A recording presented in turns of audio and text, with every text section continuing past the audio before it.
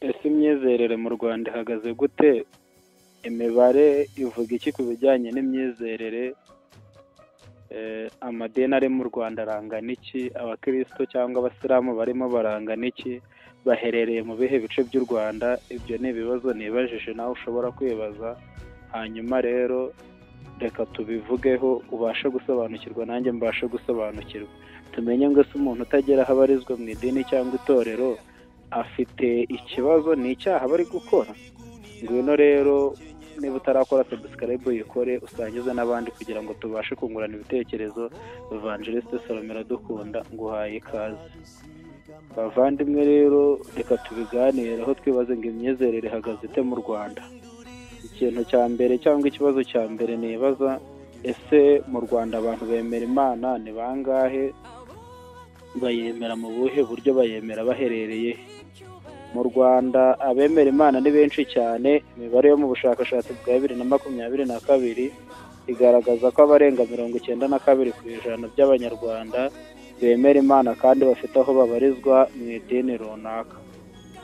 Hanyuma ukibaza ngo ese biganje mu yihe myizerere? Ahanini biganje mu bitwa abakristo, bakaba ari mu bakristo gatolika cyangwa abaprotestanti, abadivantiste n'andi matorero ya gikristo atandukanye, nibo benshi. Abayisilamu bari munsi ya 5% y'abaturage batuye u Rwanda. Hari abandi batagira idini ariko ni bake cyane. Hanyuma ukibaza ngo amadini yiganje mu tuhe turere, yiganje mu bihe bice by'u Rwanda? Amadini yiganje cyane cyane mu mujyi wa Kigali, usanga amatorero mashya menshi, amadini ya gikristo n'abayisilamu ariho byiganje. Mu cyaro usanga amatorero ya kera nk'ay'abakirisitu gatolika n'ay'abadivantiste ariyo akomeye cyane. Hanyuma ikibazo cya kane umuntu yakwibaza, abatagira idini bangana gute? Nubwo abemera Imana ari benshi, hari bake batagira aho babarizwa cyangwa bavuga ko badafite imyemerere. Muri rusange ni hagati ya 2 na 7% by'abaturage nk'uko imibare bigaragaza. Hanyuma ikindi kibazo nibazaga kiravuga ngo ese ni ngombwa kugira aho ubarizwa mu bijyanye n'imyemerere cyangwa imyizerere?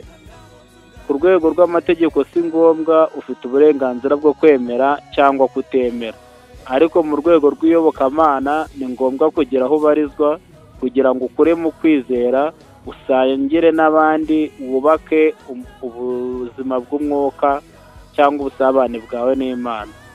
Hanyuma umuntu yakora iki ngo niba afite aho abarizwa mu bijyanye n'imyemerere atahatakaza? Icya mbere wakora, ita mu itorero rifite inyigisho z'ukuri. Icya kabiri, jya mu bikorwa by'itorero, gusenga, kubana n'abandi, kwiga ijambo ry'Imana. Icya gatatu, gira umubano uhamye n'Imana, si ukwemera abantu gusa. Ikindi kibazo umuntu yakwibaza, amadini angana gute mu Rwanda?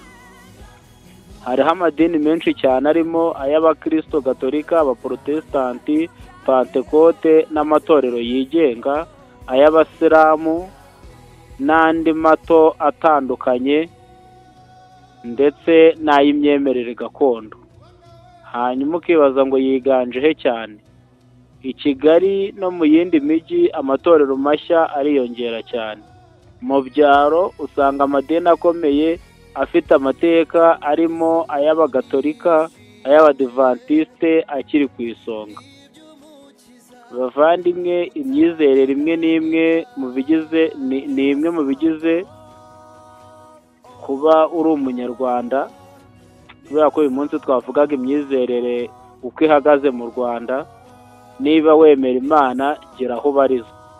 Niba utarayoboka, ushobora kubanza gusoma, hanyuma ugasenga, hanyuma ukagisha inama.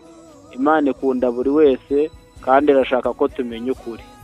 Hanyuma rero nuko imyizerere n'imyemerere bihagaze mu Rwanda, nuko amatorero n'amadini bingana mu Rwanda. Kora subscribe niba utarayikora kugira ngo dukomeze tubane mu biganiro bigiye bitandukanye. Ciao ciao.